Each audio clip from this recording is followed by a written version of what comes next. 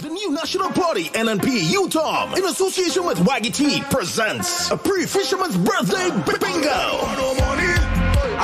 On Saturday, 22nd June, at the Victoria Park in Grenada, starting time 7 p.m. It's $50,000 in cash and prizes to be won. $50,000 in cash and prizes.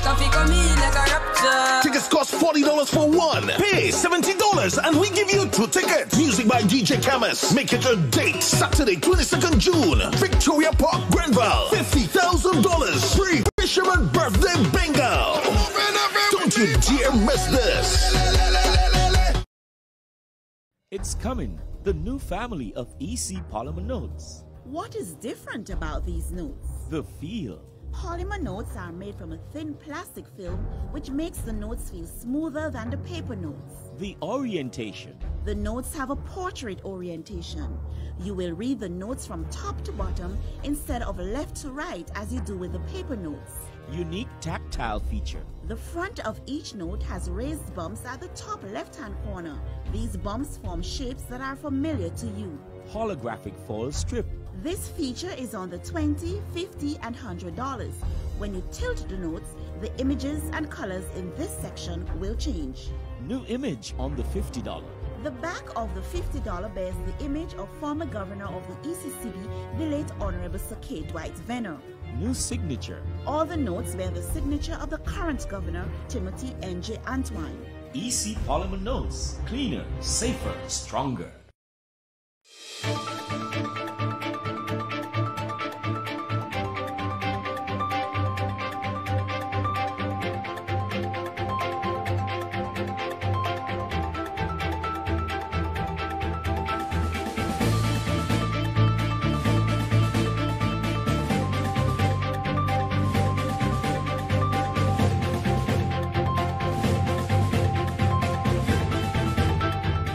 Spice Mass Corporation to pay out $345,000 in subvention. Details to this story and more in the National Report.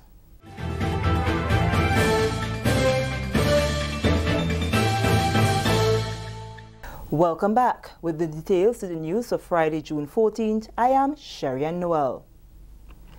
The Spice Mass Corporation will distribute $345,000 in subvention among the various stakeholders of Carnival who have registered with the SMC to participate in the 2019 festival. This was revealed by the SMC CEO Kelvin Jacob during a brief handover ceremony at the SMC office at the GCNA building, Kirani James Boulevard on Friday. Calypso, Mass, Queen contestants, Tilpan, and our parish committees. This evening, however, we will be paying subventions to 2 groups of these stakeholders, and we will be paying the parish committees this evening and also the mass bands who have registered for competition thus far. So not all mass bands have registered as yet, so this evening, the payout this evening will be for mass bands that have registered so far, and that's traditional and fancy mass bands. So they will receive their checks this evening. And the purpose of subvention is to help these entities prepare for the carnival season. So to help them with their costumes, to help them with their craft, to help the tents in their setting up and their management, their getting their songs and etc. together. So it's a help that SMC is giving through the government of Grenada. Jacob says the total budgeted amount, mass bands will receive $50,000 and the parish committees $25,000. The SMC CEO also used the opportunity to address the issue of the increase in registration fees for the participating stakeholders in 2019, saying it is basically warranted at this time. We realize that over the years, the registration fees have been very low compared to the prices that SMC pays off. SMC has a lot of expenses, as you will know.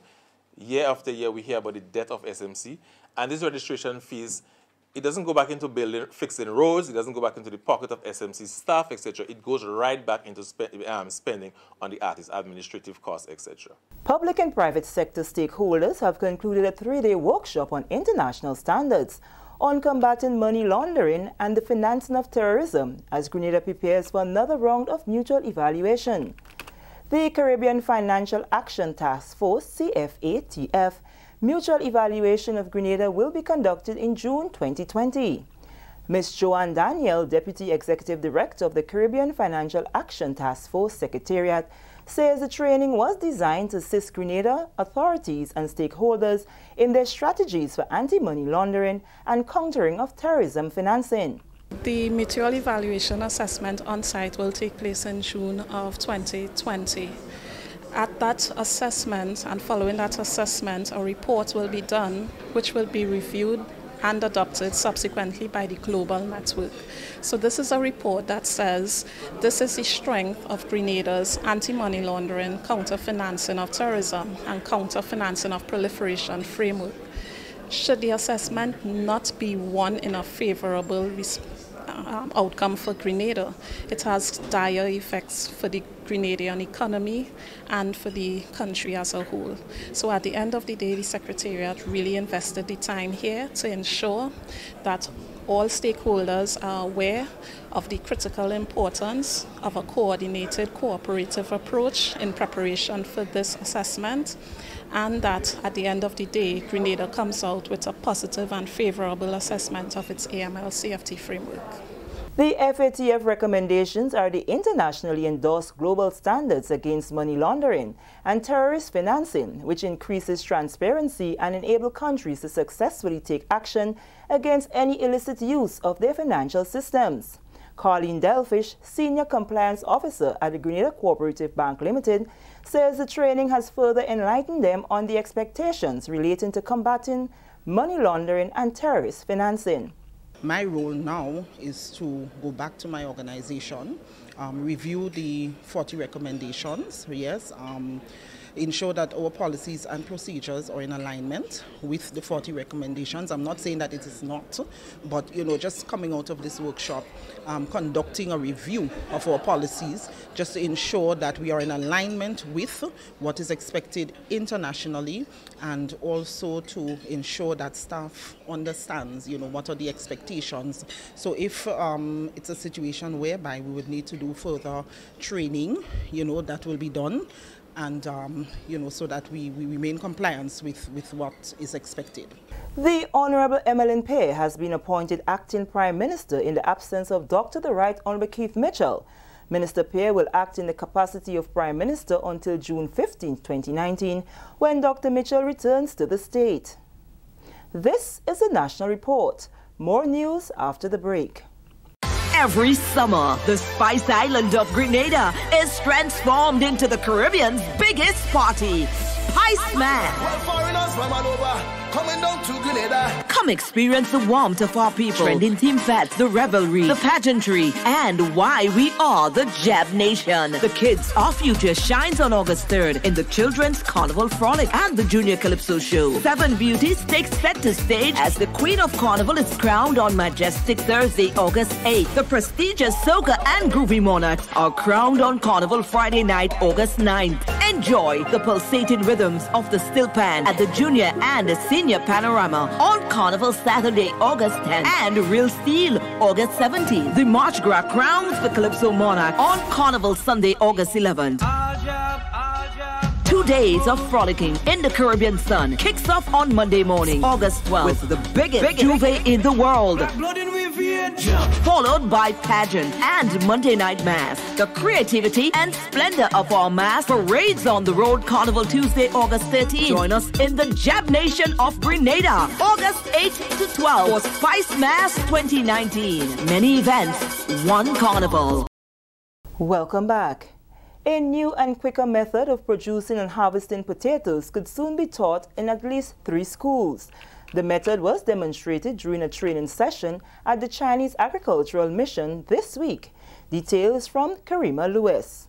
A collaborative effort between the Southern Agricultural District of the Ministry of Agriculture and the Chinese Agricultural Mission at Lasages St. David has opened farmers' minds to a new and more yielding method to planting sweet potatoes. A training session on Wednesday at the Chinese farm at Lasages saw the involvement of agricultural extension officers, farmers, and foragers. The session saw demonstrations from Chief of the Chinese Agricultural Mission, Sam Zhen, and liaison officer between the Ministry of Agriculture and the Chinese Agricultural Mission, Mary Sylvester.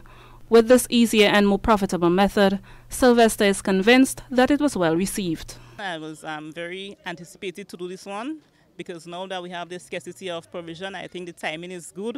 We have good alluvial loam soil, and we have the planting material, and we into the rainy season now, so I think it was a very good timing. I think most people would have grasped it, especially the 4-H officers, now that they want to try it in 3 different schools, Roban Methodist, St. Michael's RC, and Cali's government. Even some of the farmers was very impressed that they want to try that method.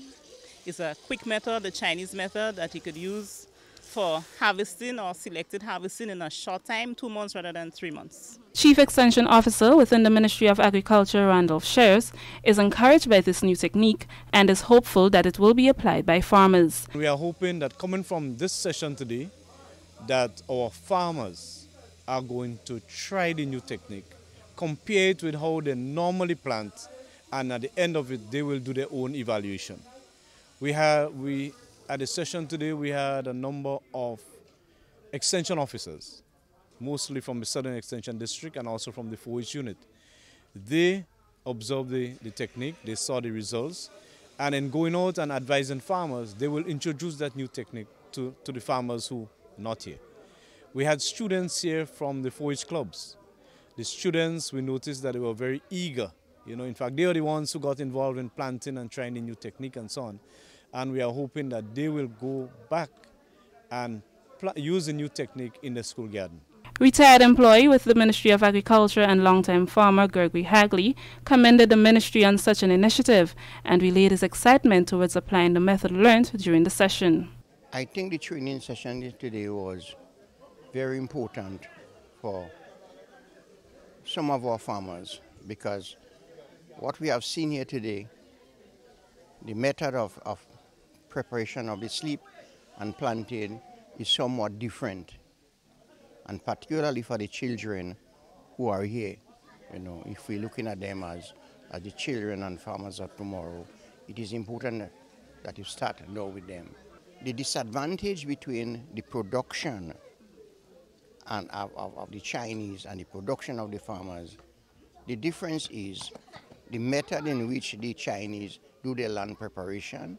They use organic manure, they use NPK manure, and it's different to most of the farmers who sometimes use only organic manure, or they use no manure whatsoever.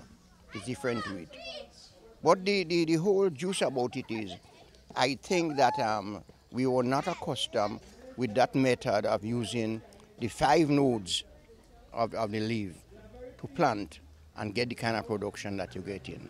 So I'm going to try it and see if I'm successful, and then I can spread the news to other people. Results from this new technique is expected 2 months after cultivation. For the Ministry of Agriculture, I am Karima Lewis. And with this, we come to the end of the National Report for today, Friday, June 14th. I am Sherian Noel on behalf of the entire news team, thanking you for viewing.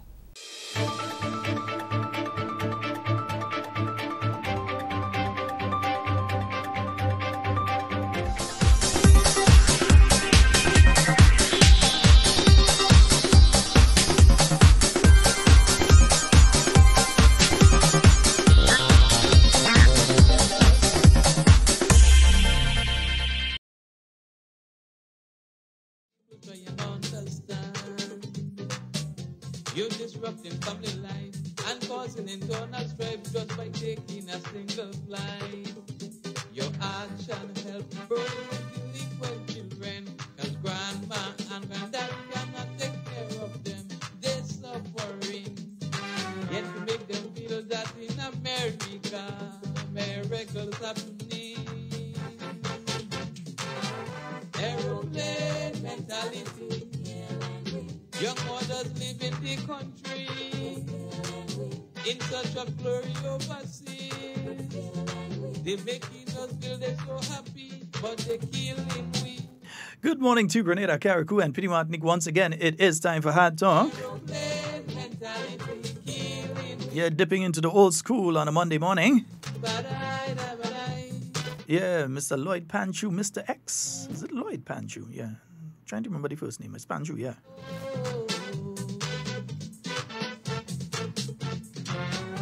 Honestly, can't remember the year this one came out.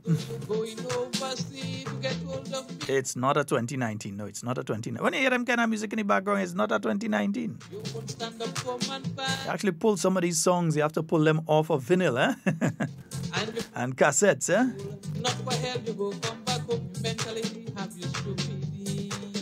It's 36 minutes after the 10 o'clock on the Spice Isle of Grenada.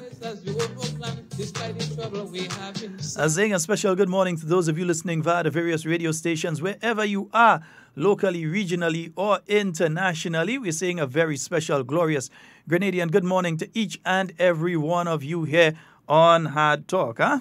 I'm flying solo this morning. Yeah, it's a solo flight this morning. People live in this country, far right over the sea.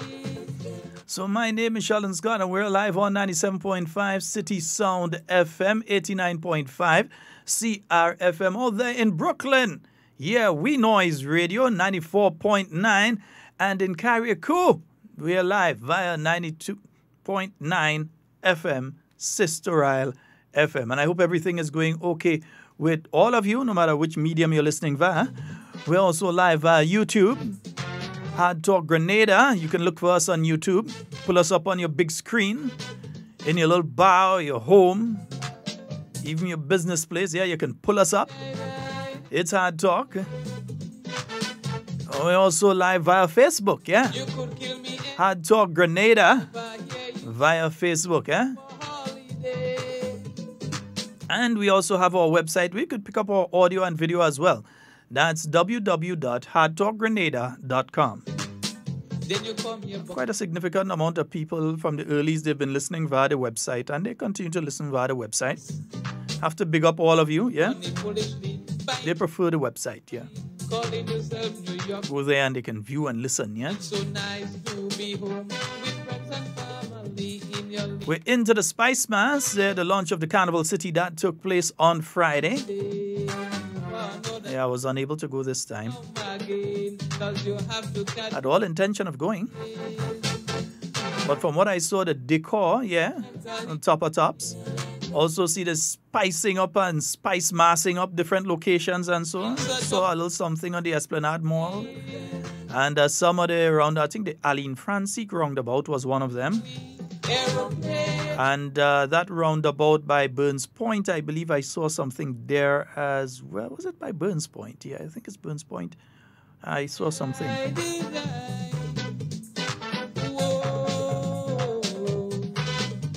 Good morning to you, Denise. Hope you're having a fabulous day today. Folks, remember, those of you on the live, on the Hard Talk Live, remember to like and share the live. Like and share the live, yeah, so that you can spread the word. Hard Talk is on. Yes, indeed. You know, watch, since we played Mr. X, let's play another Mr. X in the background there.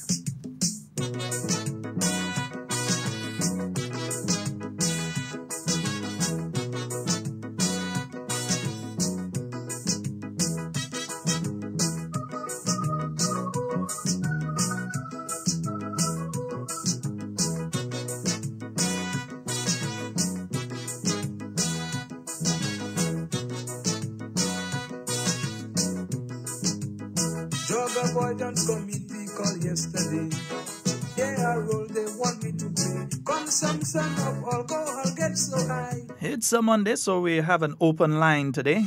Check every rum. During this week, we expect to have some special guests in studio with us. It was only then. Last week, due to some scheduling conflicts, we were unable to have our guests that were scheduled, but we're hoping that we can work that out this week.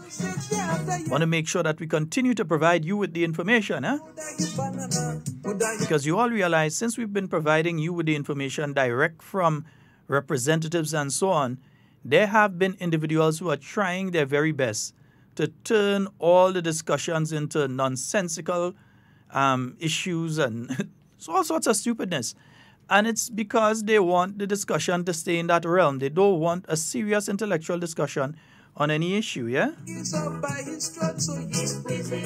So they start spreading a rumor, and you all are sensible enough so that by now I don't expect you all to believe these nonsense. Because the people who are saying it to you have lied to you constantly and consistently. So they've lied to you over the years. You know by now not to believe them. You know by now not to trust them. So when you hear certain elements coming out and saying that person A or person B is sick and rejoicing, rejoicing on top of that, you know, and you have enough sense to know. The listeners to this program are sensible and intelligent enough to know not to believe that sort of nonsense from those quarters. Yeah? They know that very well.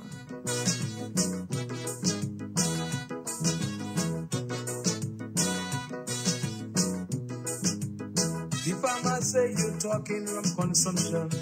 You have to talk to a policeman. So I bunks up one inside the city and decide to have a chit chat with me.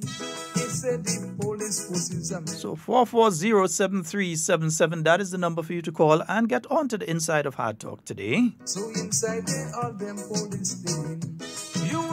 And for those of you outside of Grenada, 347-329-3101, those are the numbers. You just have to go to church with the man. And as I mentioned, police, over the weekend you had the police sports. Yeah, I don't have the results. I did not attend. Police only give me up. So the police officers only give me up. So I wasn't wrong. I was busy otherwise too. Had some emergencies over the weekend that I had to deal with. Yeah. If I am one of them wrongly, not have mercy upon me. It still continues. All today I had to be running. Well, not running, driving, but you know you go. They walk night without gun, they walk with fear. The only thing they could shoot is like a beer, so they're killing it. The police say they're killing it. Yeah, this dates back to the 1990s. The dates on these songs, I don't have the dates on them, yeah? That could raise your pressure and damage your liver. Though you hold drug barons in vain, don't take it out on the alcohol again. Yeah, reminder, the St. Andrew Cricket League, that continues. So they have matches that are coming up. I know they sent me an email, so just looking for it. But the St. Andrew's Cricket League. So they have various fixtures that yesterday, Rival Stars versus Shamrock at the Hermitage playing field. Pearls Progressive versus Munich Invaders at Pearls. And Mount Horn, the Mount Horn Club A team versus Mount Horn Sports Club B team. And they were at the Mount Horn playing field. So yesterday, Rival Stars, they should have gone up against Shamrock 1 at the Hermitage playing field. Pearls Progressive versus Munich Invaders yesterday at the Pearls playing field. So first one was Hermitage playing field. Second is Pearls playing field. And third, Mount Horn Sports Club A versus Mount Horn Sports Club B at the Mount Horn playing field. So those of you from the St. Andrews Cricket League, you let me know what's going on there. And in the semi-finals, the semi-finals is going to be taking place on the 23rd. That's next week, Sunday. So we'll have the winner of the quarterfinals going into the Big Six with the highest points versus the winner of the quarterfinals going into the Big Six with the second highest points. That'll be at the Pearls playing field. So somebody up there, send the information for me and let me know what's going on there. The semi-final is on June the 30th. And that'll be at the Pearls playing field.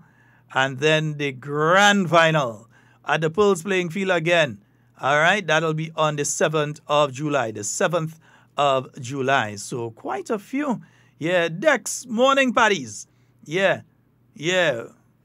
Morning to you, bro. All right, so they have, let me see, So quite a few matches coming up there. The grand finals taking place on July 7th. So that's the St. Andrew Cricket League. Also, this week, as in, let me just confirm the exact day this week, this Friday, the Inland Revenue Department, they will be up there in St. Patrick. Yeah, so they'll be at the District Revenue Office. For those of you listening in St. Patrick right now, the Inland Revenue Department, they will be in your neck of the woods on Friday between 8 a.m. to 5 p.m. at the District Revenue Office. So you'll have the opportunity to come and make your queries and voice your concerns in relation to your different taxes and so, especially your property tax. And if you have a business and you have an issue, or you want to file your returns, or you want to make your payments, or you find you're paying too much, or you're paying too little, or whatever it is, you can go in and speak to the folks there from the Inland Revenue Department so they can offer immediate solutions or solutions in a short while in relation to the issues that you're having. All right, so that's the Inland Revenue. They're moving around. They're not just staying in St. George at the financial complex. They're moving around.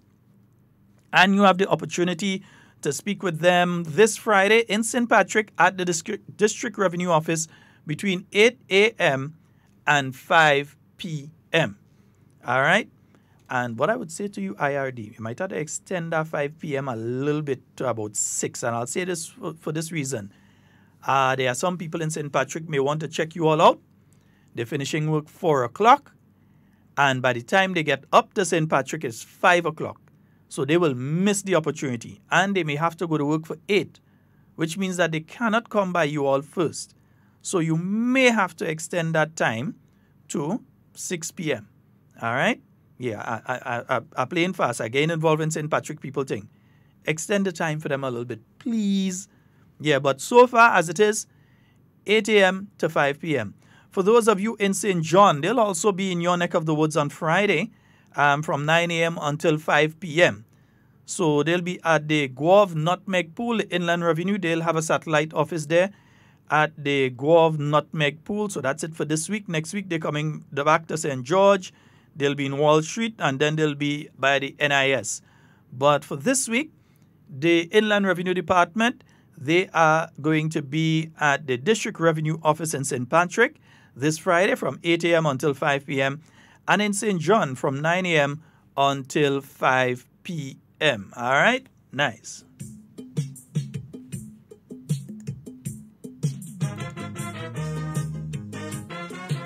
Good morning to you, Betty.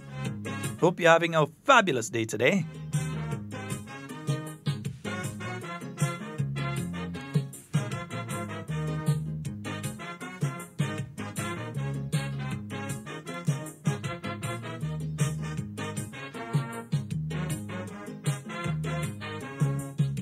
I want to go to prison.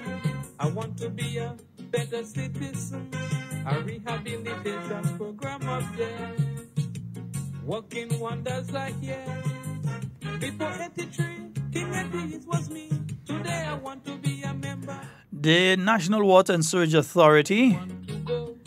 The National Water and Sewage Authority advises consumers served by the Mount Pleasure water system, that due to a system challenge, their water supply will be interrupted during the course of the day today, Monday the 17th of June. Mount Pleasure serves Mount Nesbitt, Grand Roy, Marigot, Black Bay, the town of Guave, and the entire St. John area. Consumers are therefore advised to utilize their stored supply, taking into consideration the needs of their family members and pets. Due to the nature of the challenge, NOWASA cannot provide a timeline for restoration at this time. It is therefore important that persons take heed of our call for adequate storage and to maintain the capacity of 35 gallons of water per person per day for 3 days. The authority apologizes for any inconvenience caused and thanks consumers for their patience as we work towards the delivery of a safe, adequate, and reliable water supply. NOWASA committed to meeting consumers' needs. All right, so again, the Mount Pleasure water system and the following areas. Mount Pleasure serves Mount Nesbitt, well, Mount Pleasure first of all, and Mount Nesbitt, Grand Roy, Marigot, Black Bay, town of Guave, the entire of St. John. All right, so NOWASA cannot advise when water will be returning.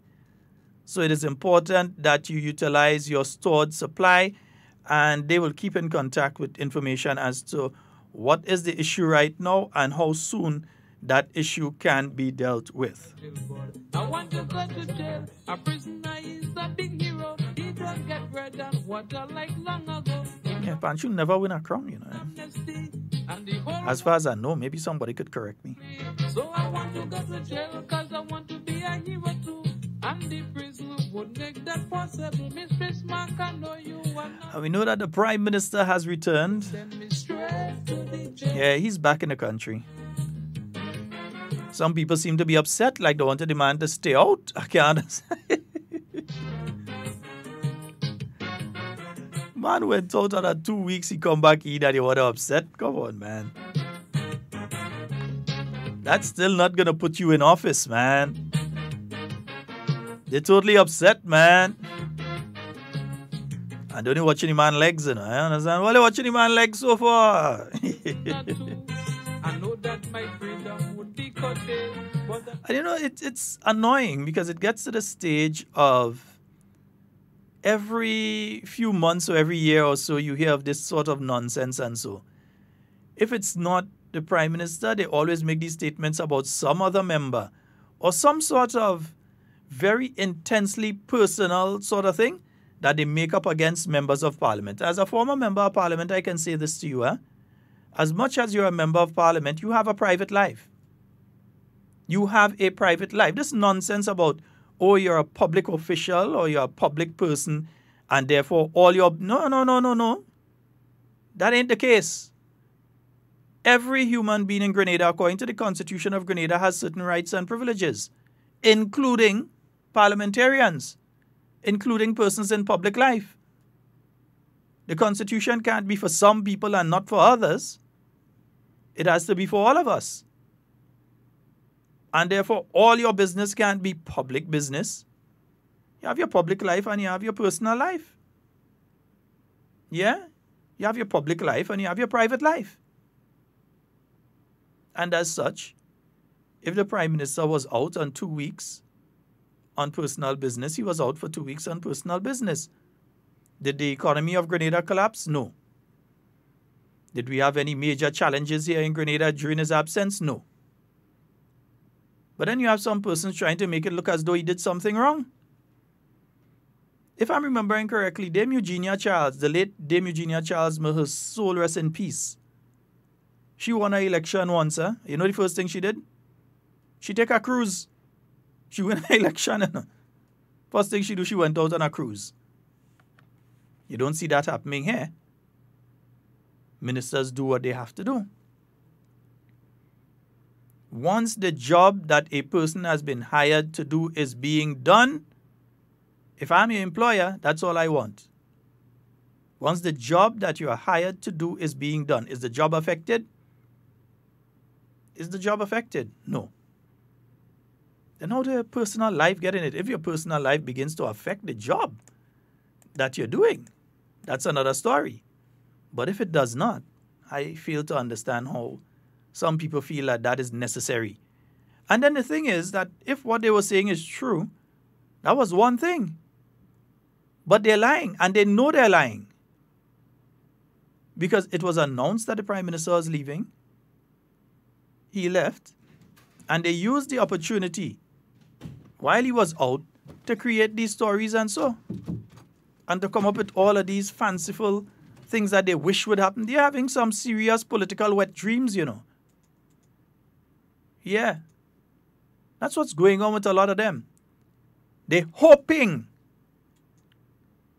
And that shows just how lazy a party the National Democratic Congress is. I never see a political party more lazy than the National Democratic Congress of Grenada.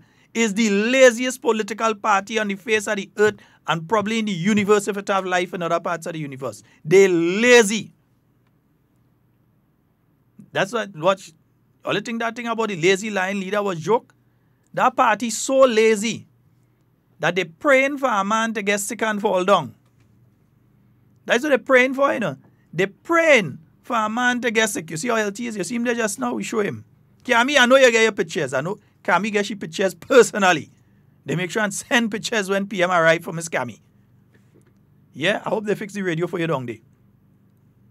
But the political organization is so lazy that they have to sit and not wait for an election to try and win an election. No. They have to hope that something go wrong with the Prime Minister. So he out of the way. So that will somehow propel them into office. All you're lazy.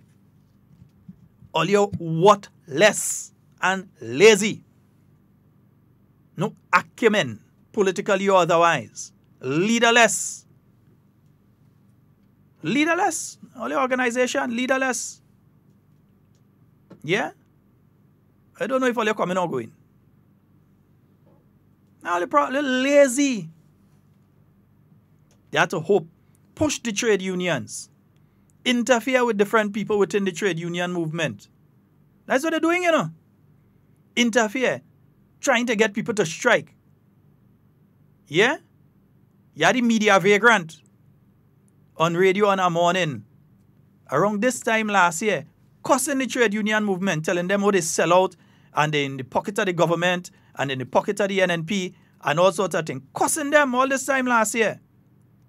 Then when they see the opportunity for the trade union movement now to go on a strike that they were hoping would collapse the government or split the government and cause it to collapse and propel them into power, the media vagrant and his friends, they start one time. Yeah, we supporting the union. All must strike. All of a sudden they became friends of the union. All of a sudden they became friends of the union. The same union that was cussing just weeks before. The union said they're going out and strike. They became friends of the union. Whoop whop, one time, busy. Because they are lazy. They want the union to do their work for them. And they want the union to do our work for them, not even their work, a work for them. Because they have already assessed that face-to-face in a general election, they're going and end up in the same situation again. They have lackluster, incompetent candidates who do not care about people. They have candidates like Claudette Joseph who believe that the average Grenadian, who may not be as wealthy or as educated as she is, that average Grenadian is needy and greedy. Not that Grenadian has different wants and aspirations for themselves and their children, but in their mind, they believe that Grenadian is just needy and greedy, and they always believe they're better than people, eh? They always believe that they're better than people. Because you listen to them and you hear them, and they always believe that they're better than people. You listen to how they talk. You listen to the things they say. What, independent, I don't need nothing from government. Listen, you hear the activists going around saying that. All you're too greedy. And they have all this, so I don't need nothing from government. I'm my own. Yeah, because they have their own and you don't. And you're in a situation where you need assistance. They look down on you. So because you may not have the wherewithal, and you have to now get your child involved in the seed program, they look down on you. And they're looking down on you to extend a hand to lift you up, you know. They're looking down on you to spit on you. Because they see you as needy and greedy. They see you as stupid. Listen to the language they use. You hear them calling NNP supporters pigs. You hear them calling them dogs, all kind of thing. I am saying don't return that with the same type of behavior. Love them. Some of them go come over, you know. Love them because they realize that there is no future in that organization. So don't upset with them. Don't be upset with them. Feel sorry for them. Pray for them. When you hear the same thing about your prime minister and they're running their mouth and they say no, pray for them. Because it have a kind of thing that has happened, eh? When you're saying things and wishing things on people, it have something that has happened. And I'm really praying and hoping that it don't happen to them. It's a fallback. You just say when you dig in trench, dig two. One for your friend and one for you. Yeah. Be very careful what proceeds from your mouth. Be very careful. You hear those activists out there and they're rejoicing. Saying all sorts of negative things. I ain't going and repeat all of that here today. Because they want us to focus on that. They don't want us to focus on the positives that have been taking place and continue to take place. They don't want that discussion. That discussion doesn't suit them. But if they can upset people if they can scare people, if they can get us, like on this program, to spend all our time discussing what they want to discuss, is another issue. They don't want us to remind you that over $9 million was spent on scholarships for young Grenadians at the SGU, that you had the ceremony for that just a few weeks ago. It's about 9 million, yeah. Just a few weeks ago. Millions of dollars, scholarships for poor people children.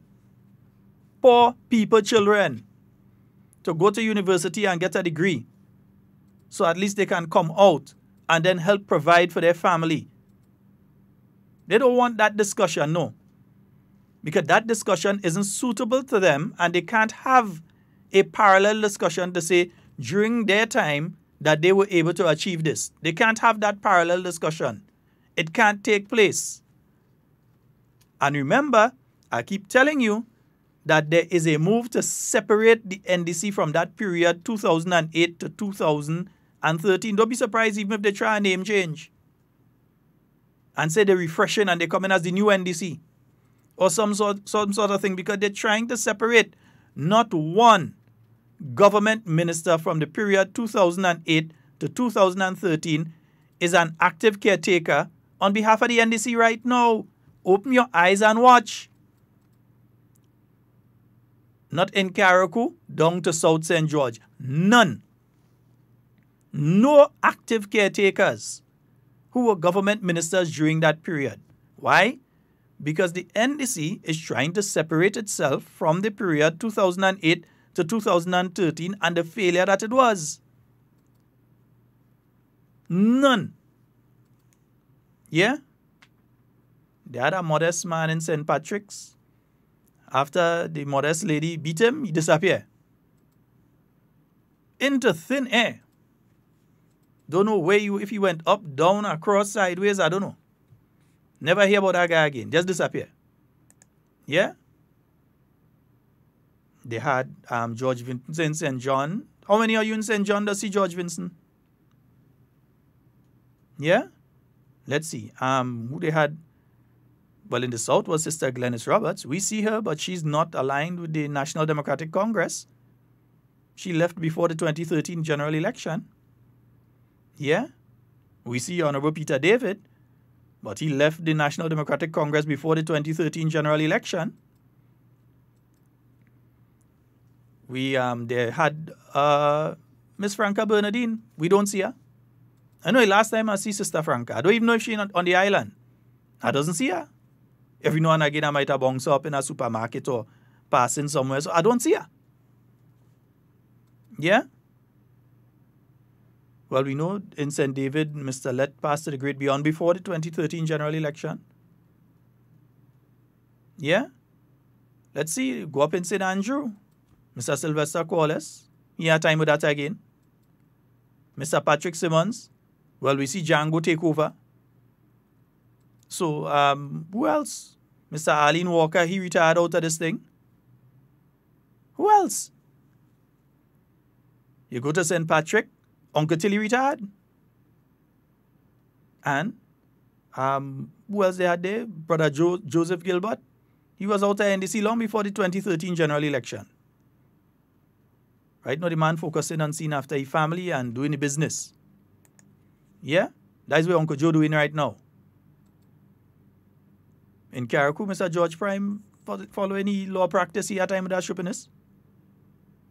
So at the end of the day, when you look at who are active within the NDC right now, the only person, and we hear that right now there's a move on to get rid of him, is Philip Alexander. And he was not a government minister, he was an advisor to the Prime Minister. But that's the only man that was part of the governance structure that is there right now. But they want you having those discussions. They want you to talk about Dr. Mitchell and all kind of false things. That's what they want. They want a discussion on things that don't exist.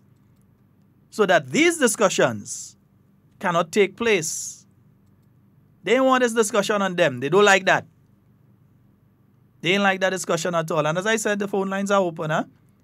It's an open line today, 440-7377, 347-329-3101. They don't want those discussions. That is not discussions that they like. They want discussions on the fact that the party has become even more divisive. And is fractious a proper word to use? Jojo, let me know. Fractious? Since the last general election.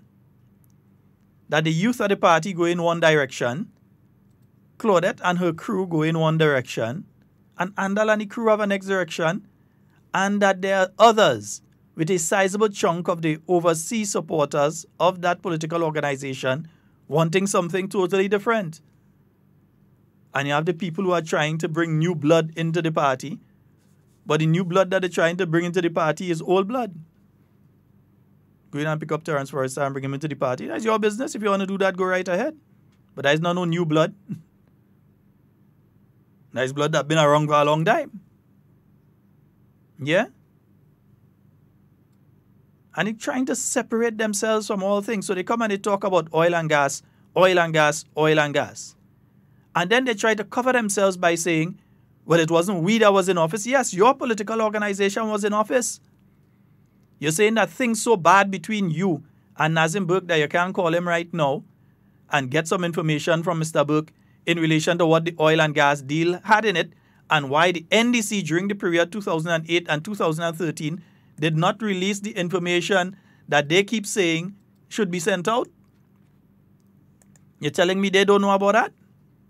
You're telling me that Nazim Burke didn't know what is in that agreement that they for themselves said they were working on trying to renegotiate? So how you was renegotiating something you didn't have? Now you're calling on this government to release it. Why you didn't release it 10 years ago? 10 years ago, you could have released it 10 years ago. You're calling on government now to release it. Your political organization. Don't try and excuse yourselves. Uncle Tilly is in Grenada. He's a phone call or a short drive away. Not an hour drive self and you're reaching by him. I might even have to reach by him, he might reach by you. He's right here in Grenada. Ask him why he didn't release the information in relation to the oil and gas deal that he had in his possession. Ask Nazim Burke. He's less than an hour drive away. According to which one of the place you're going. He's less than an hour drive away. You could find out from him. Well, if he's on island, because I doesn't see Brother Naz again, Brother Naz, you understand? Brother Naz, I doesn't see you, boy. What happened, boy? You're hiding, huh? Yeah? You have to ask yourselves if these people are trying to be genuine and honest with you. They had something that they're saying their philosophy and their belief is that that's something that they had should be released to the Grenadian people, should be given out to the Grenadian people. That's what they are saying. And that the government at the time should release it. When they had it 10 years ago, they had it in their hand. So I asked them, why didn't you release it? Why did you find it necessary to hold on to that information and not release it? You had control of the Government Information Service, GIS, with a news channel running 24 hours a day. You had access to every radio station and television station in the state of Grenada that you could have used for a press conference. And according to the NTRC agreements and so, they have to carry a certain amount of government programming. You could have asked for them to carry it. You had access to all the newspapers. So how come NDC never released anything in relation to oil or gas, and now they're coming and say that, oh, this government wicked, you see, they don't release nothing. It's nothing new that was signed, you know. It's the same agreement that was signed in 2007. That's what a lot of people fail to realize. It's the same agreement that was signed in 2007. Then they come and they say, well, oh, look, Guyana release. Guyana, a request was made to the company in Guyana for permission to release it because they had the same arrangement as Grenada.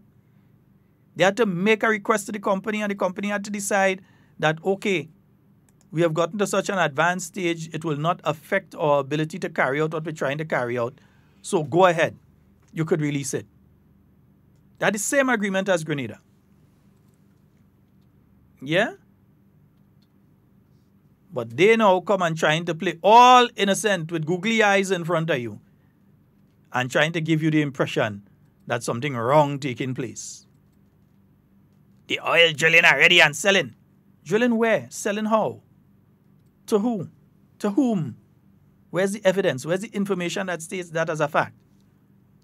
Nothing. It's the hypocrisy of the NDC as an organization. But again, as I said, and I continue to say, they're trying to separate themselves from the failure that was 2008 to 2013. Yeah? That is the whole issue. They're trying to separate themselves. Look innocent. Ooh, yeah. I am stuck between a rock and a hard place in this modern time. God gave us a gift, we brain and we cranium, still He gave us a mind. Think about positive endeavors to make we life rise up. Yeah, let me say a special good morning to those of you listening via Sister Isle Radio. Because they would see.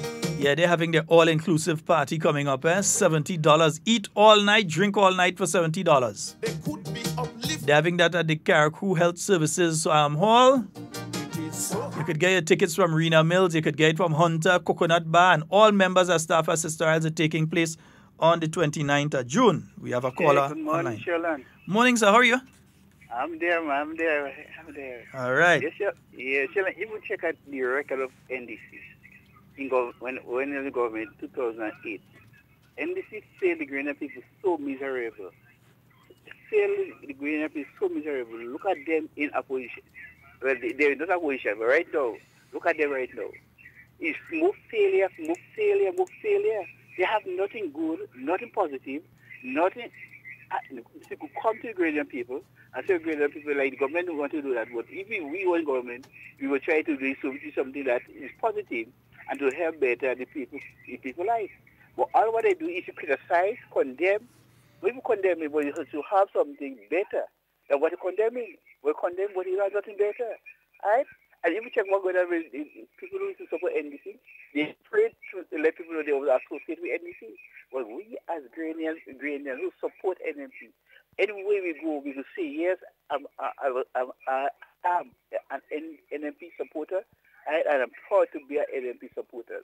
Because we will see the record of this government, the development that they bring into the Grenadian people, and making the Grenadian people life much better.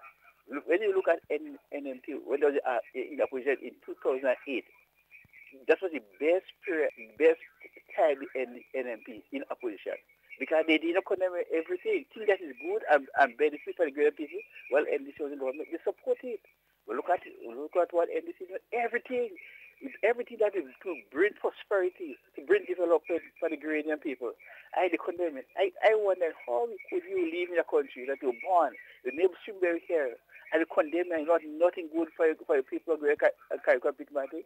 This is why they always stay where they are. Right? And they're getting worse and worse, and there is no better way to come, because there are so many things, find the leader. All right, presently right now, the other leader. All right, so what Sheldon, what is it? All right, thank you very much. 440-7377, that's the number for you to call and get onto the inside. So for those of you out there in Carriacou, or those of you that feel you want to go up on Lime and Darlime, $70. Eat all you want, drink all you want for the entire night. Yeah. What? Naz, Sister, I better come and have one of that down here. $70. Eat all you want, drink all you want. Here, try that down here. Have some partners there when I come. All your party boss. Lisa, yeah, you and Linton and the crew. Try that down here. Have some partners there. 3 of us coming alone. And that's the end of the thing, you know. People passing for food an hour later and they can't see nothing.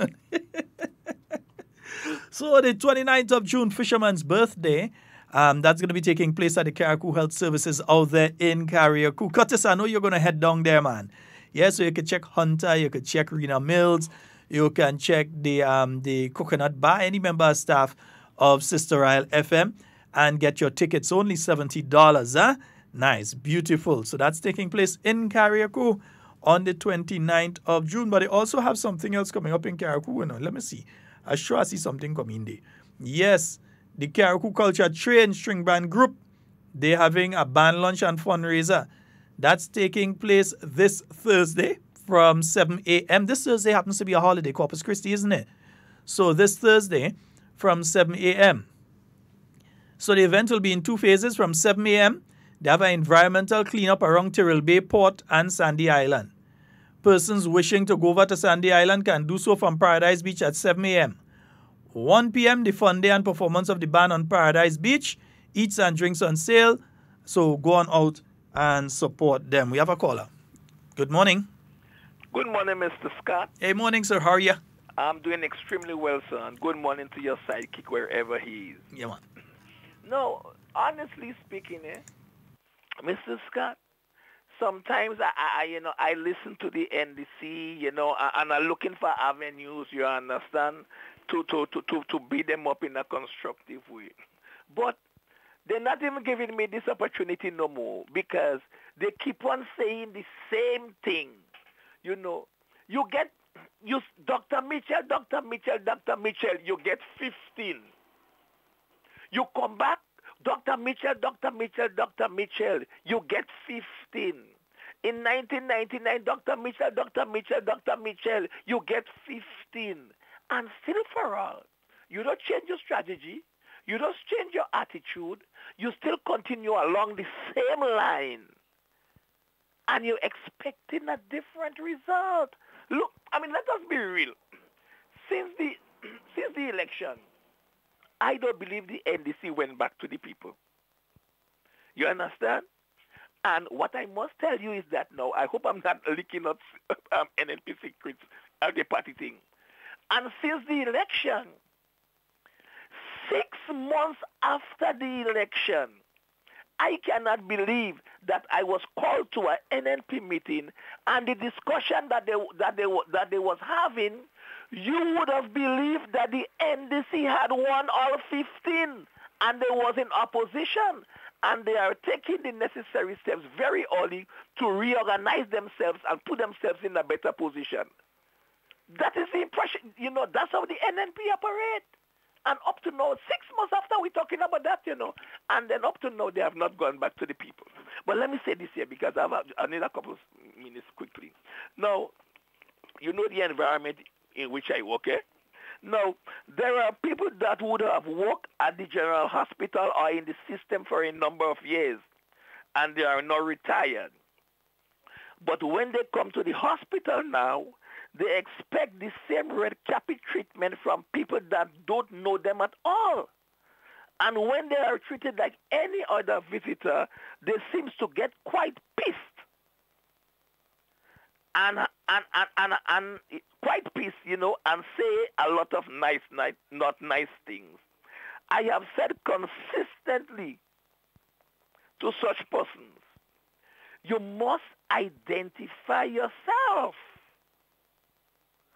to the persons checking them, because you cannot be making not nice comments when you are the one that failed to let us know who you really are. And that is not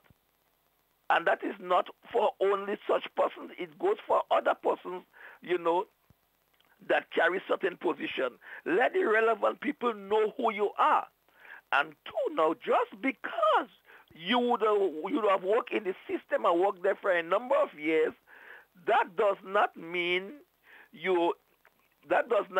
when you visit such institution you are given a free pass.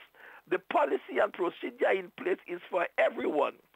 All I want to say to such persons, identify yourself and make the process a lot smoother. Now, Mr. Scott, listen to this here.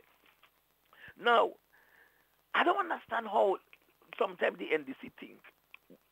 They accept the system. They participate in the system. The system, it gave them the ultimate prize they was looking for. They play the fool with it and they lose it. So why get mad because the other side can better manipulate the system than you? Tell me why. Now, there is no needy person supporting the NDC. There is no greedy person supporting the NDC.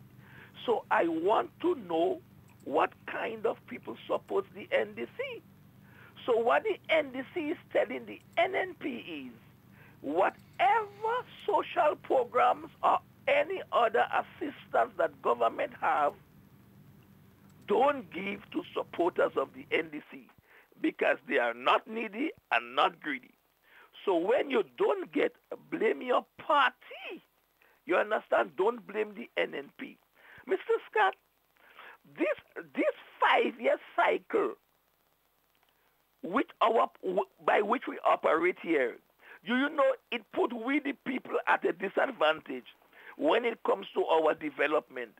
Because my question is, what kind of impact would a government have on a country or its people in 5 years? What happened in this situation is it leaves us in a 5-year state of mind, which is short-term thinking. And this thinking is not conducive to our development. And that's why the NNP now have the opportunity to change that by putting all the mechanism in place and dismantling those structures that's not in line. By doing that, we will remove the bureaucracy that slows down our progress and development. That must happen in Grenada, my brother, so we could plan for 20 and 30 years because we know that's how long we, the NNP, will be in office for in the near future. Gentlemen, Mr. Scott, you have a pleasant day, sir. All right. Thank you very much. And folks, you know, I want to play a song. I feel I want to play a song today. I want to play a song. Yeah, I feel I will play that song. Papa Jerry. Wow. Yeah, I'll play that. That is not the one, man. That is not the one I'm looking for. To be intellectually bright, I tell them it is not hard. It is good. Education is the key to success. And I play that as I announce the top positions for the CPEA exam. Yes, man. So listen very carefully, Calling upon parents and guardians and because I know a particular school we're going jumping all over the place right now, respect to the elders and the So the person who topped the CPEA exam on the island of Grenada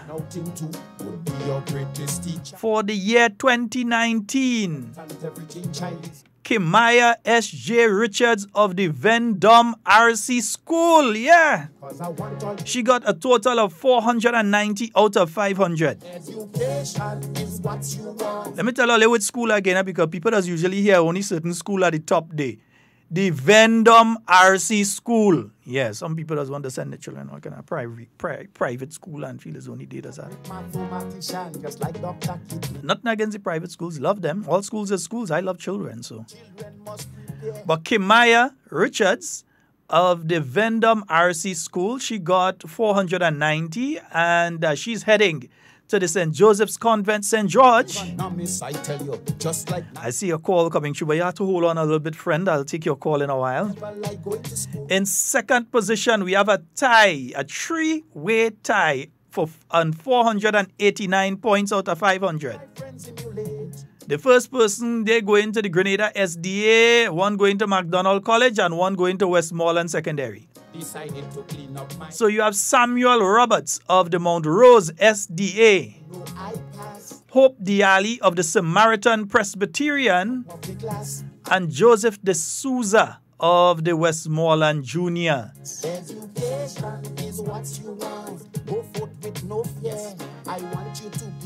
And since you have three persons in second position, the next position is the fifth position on 488 points. Eden Otway of the Alpha Junior. She's headed to the St. Joseph's Convent, St. George. There's a three-way tie for sixth position, all on 487 points. Dwight Gibbs Jr., he's of the St. Andrew's Methodist School, and he's on his way to the Presentation Brothers College. But that must not give you the rights to think. You should not. Mika Pinnock of the St. George Anglican School, He's headed to the Presentation Brothers College. Tell them I say their brain will become extinct. And Leanne Williamson of the Westmoreland Junior, she's headed to the St. Joseph's Convent, St. George. In ninth position, we have Nicole Niapenny at the Alpha Junior. She's headed to St. Joseph's Convent, St. George. And then we have Aisha Peters. In 10th position, there's a tie there. Aisha Peters, she of the St. George Anglican School, on 483 points, headed to the St. Joseph's Convent, St. George. And Khalil Rahman of the Westmoreland Junior, headed to the Presentation Brothers College. So those are the top 10 performers. If I look to go into that list there, everybody will start to call and say, you see my child name? Nah, I ain't have time for that today. Call the school, they are the results.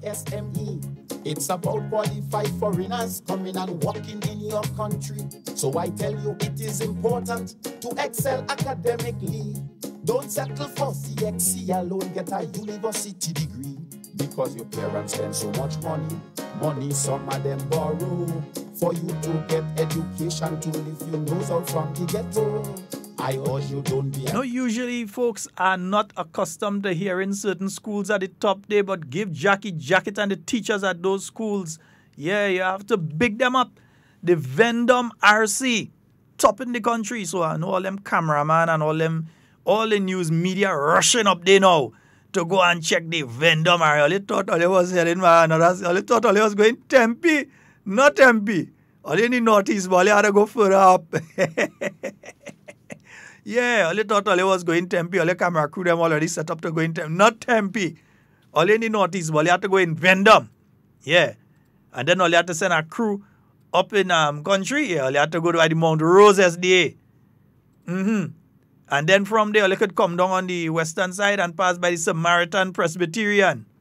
And when they reach in town, they could check Westmoreland and Alpha Junior. But before all the thing, when they're going up there to SDA, yeah, check St. Andrew Methodist. And when you reach down in town, you could do Westmoreland, you could do Alpha Junior, and you could also do St. Andrews. You do St. Andrews Methodist when you're up there, but you do Heinzie when you're down. You understand? Nice. We have a call online. Good morning.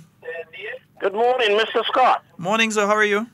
I'm good. I'm blessed. I'm happy. I'm proud. Everything in one. All right. That's great, man. Vendom, St. George Northeast. Vendom, hold them, boy. Hold them and beat them like a Congo drum. We hold them there. Yes, man. And I'm so happy. I'm elated. Yes, man. That's great. Man, I tell you, I have to give hats off to the teachers at that school. Yes. And to those, and that child who made us proud, and to all of those 16 of them, I think, that went. So I must say hats off to them. God is good.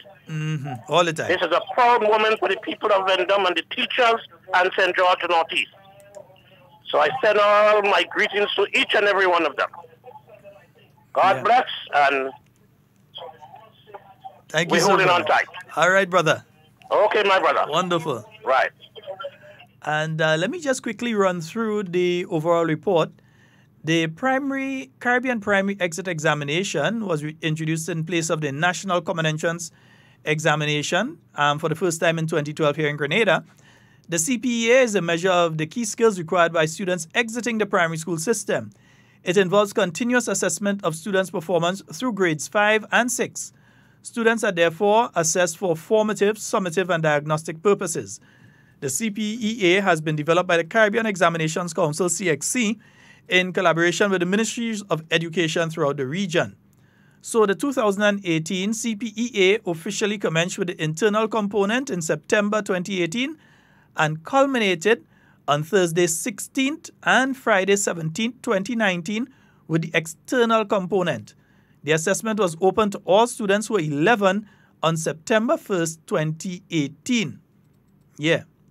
So I have one that will be 11 by that time. Okay, right. Anyway, as if I didn't know. The CPA comprises two components: internal assessment, 40% of score, and the external assessment, 60% of total score. Features of the internal assessment include project, book reports, writing portfolio, self-assessment, practice in can-do skills, English, mathematics, science, and civics. Teacher-made tests in English, mathematics, science, and civics. Features of the external assessment include 50 multiple-choice questions in language arts, mathematics, science, social studies. Students are given 75 minutes to complete each paper. 1,949 students were registered for the assessment. This included 1,011 males and 938 females. However, 1,931 students wrote the external component of the exam, while 1,946 students participated in the internal aspect. 1,799 students were assigned to secondary schools throughout Grenada, Carriacou, and Petit Martinique. This number includes 902 males and 897 females. Therefore, 147 students were retained at primary school, 41 females and 109 males. 147 students were not successful this year. These students will have another opportunity to write the assessment in 2020 if eligible, or alternatively, the National School Leaving Examination. In 2018, 2,026 students were registered for the assessment. 1,048 were males and 942 were females. However, 1,808 students were assigned to secondary schools. All right.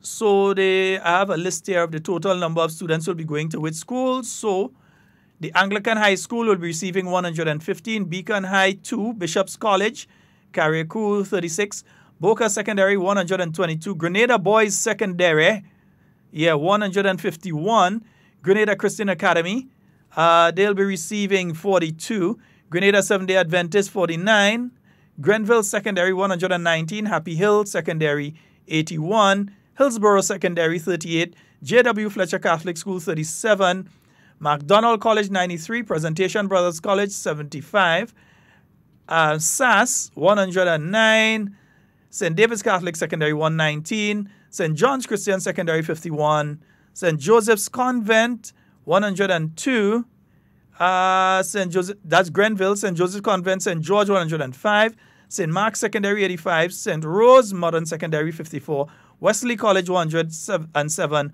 Wester Hall Secondary 86, and Westmoreland Secondary 21. We have a call on the line. Good morning. Hello, good morning. Good morning. Sheldon. Yes, ma'am. How are you doing? Quite fine. Period about here, sir. Yes, sir. You're up in your glee, boy. I want to point out something to you, and I hope you take a little correction, please. No problem. I don't know if that's what you are reading, but the religious order, the Sisters of Cluny, set up two convents in Grenada, namely St. Joseph Convent St. George's and St. Joseph Convent Grenville. Lately, people have been saying St. Joseph Convent St. George and St. Joseph Convent St. Andrews, not even St. Andrew. The headmistress of the St. Joseph Convent Grenville, 2 intercalls ago when they won, pointed out to the commentators that the name of the school is St. Joseph Convent Grenville. And no, they have the one in town. They have it here as Grenville. Did I say St. Andrew? No. I'm just telling you. Okay. You're saying St. Joseph Convent St. George. Yeah. Instead of St. Joseph Convent St. George's. Okay. And I just brought in that, because what the names of the schools are. You understand? No, they have it correct. People mistake them. They come because they are located in certain parishes. They would say because the school is in St. George, the St. George Parish, so it is St. Joseph Convent St. George. But that's not the name of the school. The name of the school is St. Joseph Convent St. George's. Similarly, just quickly, the St. George's University, it is in True Blue. But the name of the school is St. George's University. So I just thought I'll point that out. A lot of people make that mistake. All right, Sheldon. Thank you very much, yeah. Right. Yeah, and you are very, very correct. Right? Yeah, and they have the correct thing here. I don't know. Maybe as I'm going through quickly, I just read it wrong. But they do have the correct thing. The Ministry of Education did send the correct thing here. But I think there's another bit of information I need to give here. In the general results component, It says the highest score attained in the assessment was 490 out of a maximum possible score of 500. And we know that come out of Vendome RC. Yeah. As compared to last year, out of the 500, when the highest score was 481. The lowest score obtained this year was 7. 7 out of 500. Probably the student didn't finish. Yeah? Compared to 91 out of 500 last year. The national average was 71.68, right? This reflects an increase along with a deviation of 14.90, 14.14 of 2.871 compared with 2017's 68.81. So them children like they getting more bright. Nice. Yeah. 92.4% of the CPA candidates writing the assessment procured 50% or above in the assessment. This reflects a 3.2 increase against 2018's 89.2. So in all areas, it seems as though they are doing better. The children are doing better. And even with all the challenges that they faced this school year, they've been doing better. Yeah? In the external component, students performed the best in science. Out of a total possible score of 100, the national mean in science was 67.64. That's good. Right? But it's still a decline of 3.31. In language arts, the average was 65.83. Also a decline, but just by 0.94 from 2018's 66.77. But improvements were recorded in mathematics and social studies of 1.43 and 9.54 respectively. So they had improvements in mathematics by 1.43% and in social studies by 9.54%. So the students doing a little better there, right? So they still had to do some work on the language arts. Maybe I had to stop talking colloquial on Hard Talk and start to use the Queen's Standard English. Yeah. But then my personal belief is that on radio or off radio, I don't believe I have to speak the Queen's English. I'm not speaking to the Queen or to somebody in England. We're speaking among ourselves. We are Grenadians and we need to be proud of our accent. Other people love it, but we try to change it. 1 minute we want a song as a Jamaican, next minute we want a song as a Trinidadian, next minute we want a song. No, be who you are. You hear any Trinidadian in my voice, but you're hearing the Grenadian as well. Be who you are. I ain't changing it for nobody. Right? Nice. Good. So some other information here, but it's pretty interesting. Yeah? So again, let me just give you the top performers in the CPEA. Kimaya Richards of the Vendome RC School, 490 out of 500, headed to the St. Joseph's Convent. Samuel Roberts, Hope Diali, and Joseph D'Souza on 489 points. Samuel is of the Mount Rose SDA. Hope is from the Samaritan Presbyterian, and Joseph D'Souza is from the Westmoreland Junior. In position number 5, we have Eden Lana Otway on 488 points, headed from the Alpha Junior, headed to St. Joseph's Convent. In position number 6, a three-way tie between Dwight Junior Gibbs, Mika A. Pinnock, and Leon Williamson. And they are individually of the St. Andrew Methodist, St. George Anglican, and Westmoreland Junior, all on 487 points. And in position number 9, Nicole Nia Penny of the Alpha Junior on 486. And in position number 10, Aisha Peters with 483 for the St. George Anglican, and Khalil Rahman of Westmoreland Junior on 483, headed to the Presentation Brothers College. All right, yeah. So it has some other names there and thing, man. I could go down the list, It have a lot of them there, but oh gosh, if I start reading and I stop anyway past the top 10, I could excuse the top 10, but once I go under that day, it's trouble. All right, so I will leave it at the top 10, all right? Nice, good, great. 440-7377. That's the number for you to call if you want to get onto the inside of Hard Talk for today. 440-7377. Yeah, so congratulations to the Vendome RC School. I love to hear it when it's one of those schools that get it ting, man. Yeah, man. 347-329-3101 for those of you outside of Grenada. Yeah, man. Yeah, I'm loving that. Believe me, I'm loving it. Education is the key to success. I want you to understand that the most important part of education is academics. Yes, man. Whoa. Yes, Hannah, Beacon 2 as in 2 single. Send your children to school, cause a good education in this life would be their greatest tool. Respect to the elders and the teachers and those in authority. Remember when you sit down to learn, children. Folks, remember this weekend the NNP youth, in conjunction with WeiVybz, they're having that bingo, eh? That's going to be taking place at the Victoria Park. Always aim for the sky, work hard, think about your future, because I want all you to be. Remember, for $70, you could get 2 tickets, eh? And you have your chance to win one of the prizes, and so the cash prizes or one of the other things you might be seeing, a little phone and TV or seating, yeah? They have prizes, believe me. Excel, and you could be a great mathematician, just like Dr. Kit Mitchell. Inspiration. Them children eating bulb. They bright. Could be a woman rising in parliament like Miss Emlyn Pierre. Education is what you want, but it comes with hard work. But you could be an economist, I tell you, just like Nazim Buck. When I was a young boy, I never liked going to school. Somehow I felt that I knew it all, and my friends all thought it was cool. You know what? I was a rope. 18 minutes remaining on today's program. Some call me a troublemaker and say that I will not graduate. Everybody calling the school now. Everybody rushing to the school to find out what's going on. I grabbed my school book and study. Every exam, you know, I passed. When was graduation? I graduated. I have a friend who I'm sorry is off island right now. Wonderful and complimentary remarks. Today is one day I would love to have a conversation with her on air. Just like William Shakespeare. Qualification, I want you. Seriously. Be a dictionary. And for one particular reason. Philosophy like my cosmos higher God. She is now doing her doctorate, I believe. Master's or doctorate, one or the other. Like Dr. Martin Luther King, you could shout, I have and she failed common entrance. Is what you must. Yeah, seriously. She failed the first time she went to write common entrance.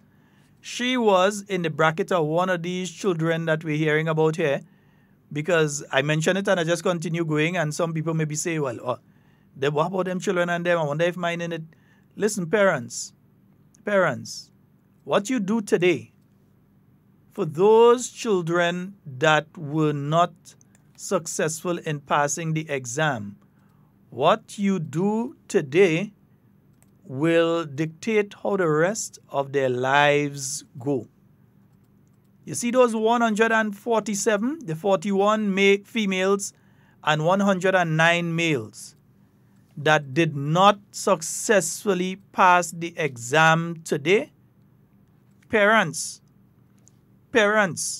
community, because saying parents, but it might be getting the proper thing at home, but the community ain't backing it up. If you ain't do the right thing, what you can have in the future there is 147 failures instead of 147 success stories. Because I know of a young lady, failed common entrance the first time. She has a bachelor's degree, doing a master's degree now. Yes, a master's degree I believe she's doing now. And she's going till she gets her doctorate. But she had failed. The first time she wrote it, she failed. She had to go back. Don't look down on them children. Good morning. Good morning to Mr. Sheldon Scott. You hearing me this morning? Yes, ma'am. I hear you loud and clear. Good morning to Devon. Isaiah, good morning. And good morning to the Prime Minister of Grenada, Carriacou, and to the rest of ministers and other in cabinet this morning. Good morning. And good morning to the Grenadian home and abroad. Mr. Watt, pleasant good morning to you. Patricia Arthur Matthew, good morning. And I want to congratulate all the children that passed. Congratulations to the teachers and all the people that helped them. Congratulations to the young leaders for tomorrow. Sheldon Scott. Yes, ma'am. I am not 100% well. I'm going through my battle I want sympathy from people, but I'm just letting you know I'm not 100%. Anyhow, Sheldon, when I sent you a picture, yes, Miguel. and I was shocked when I got that picture. I was shocked. I said, let me send Sheldon that picture. Because it was only Prime Minister coming out from the plane. Somebody can recap. But like his security sent you that, I find you had it early, you know. Canadians, let me tell you all something. We have to stop these things when things happen. What people sickness. Stop this. Stop it. Stop running your mouth on people. It's not nice. It's not healthy. And the people are saying these things. It's things that have mother and father and their children. Look at that man. And it's even that man is sick. Look at him. We are human beings. Sheldon, I didn't expect I'd be going through that problem with my leg. Knowing the kind of person I was. I didn't miss in a dance. I didn't miss in carnival. I didn't miss in nothing. And I'm suffering now. We have to stop this thing. Stop this, Grenadians. I'm warning on you. When all your mouths go turn behind all your back, don't say nobody do on you nothing. Stop it. And leave the man alone. Leave the Prime Minister alone. Stop saying the things that you're already saying. You understand? Stop it because of your children. When things happen to some of us, we will say people that do us. It's a whole thing in Grenada. It's because of the things that come from our mouth. Stop it. Sheldon Scott. Yes, my love. I'm here today. I am not well. I was by the doctor last night. I want to thank the Cuban doctor.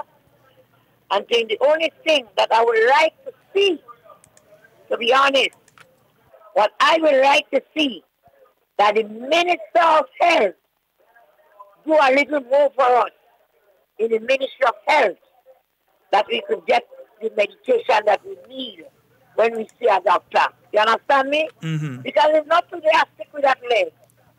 It's not today. Dr. Lambert dead how much years? Dr. Dominguez, he was one of my doctors that used to care about me with that circulation and with that foot. And we cannot, and sometimes I cannot get some of the medication. We need better, you know what we need? Better medical health. Things that we could take care of ourselves when we go to the doctor. I pray to God, if Mr. Steele is listening, if anybody else is listening under the Ministry of Health, let's focus more on the health system in Grenada so poor people could get better treatment. Have a blessed day, Grenada. All right, I ain't saying that to spite of nobody, but I am not going through, and I need the help. If I'm sick and I could get the medication, I could have a good night when the night comes. I did in the hospital twice a night. Whoa. Twice a night. Whoa. You know, sit on the doctor's side with me, seeing me there. The pain. With pain. Yeah, the So pain. that's why I'm asking a pleading. We need that. Okay. The health. I'll speak to Minister personally. Better health. Yeah. So we could get poor people as me and others could get a relief. Have a blessed day. All right, and Dr. Keith Mitchell, good morning to you, sir. And hang in there. God is a good God. Morning to Mr. Peter David, wherever he is. I wish you could have bring him some investors from Russia that have money to do things in Grenada. And we have to have patience. We must have some patience. Grenadians, they can't do everything at the same time. We must have some patience. Have a little patience. I might live to see, but let's have some patience. Because they're working. They're working. Sheldon, you must go in Busheju and take some pictures with the Chinese people. They're working, Sheldon. You must take a time, get a camera, and take some pictures and post it. Let this man that's running him out every morning and have dirty things to say. Post it, let us see. Have patience, Grenadians. Keep working. See any ministers. Have a good day. All right, my dear. God bless us. Bye-bye. All right. Yes, indeed. 440-7377. That's the number for you to call and get onto the inside of Hard Talk as we go into our final 9 minutes of today's program. Final 9 minutes of today's program. Let me see if I can get a call locally. Let me see if I can get a call regionally. Or let me see if I can get a call internationally before the program done. CPEA. Yeah, the results are out. And I was saying just before Cami, let me thank you and all of the others who took the time yesterday to make sure that I felt exceptionally special on Father's Day. Yeah, all of you that call, that message, that WhatsApp, that send messages on Messenger, that text, all of you. The only thing people ain't do is pass. And that's because a lot of people ain't know where I'm staying to. The only thing people ain't do is pass. If I didn't know where I live in, should be passing? Yeah. And I did passing and drop my lunch.